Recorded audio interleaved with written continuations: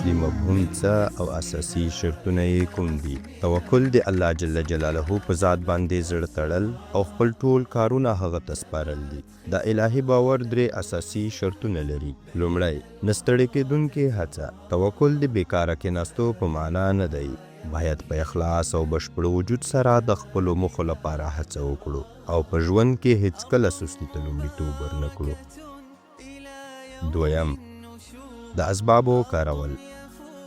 الله تعالی نړۍ د اسبابو پر بنسټ جوړه کړې ده. د بریالیتوب لپاره د وسایلو او امکاناتو کارول د انسان مسؤلیت دی.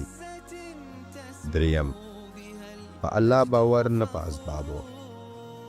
په پایله کې باید باور یوازې په الله جل جلاله وي، نه په اسبابو، ځکه چې د هر کار وروستۍ فیصله د الله اراده ده، نه د اسبابو اثر.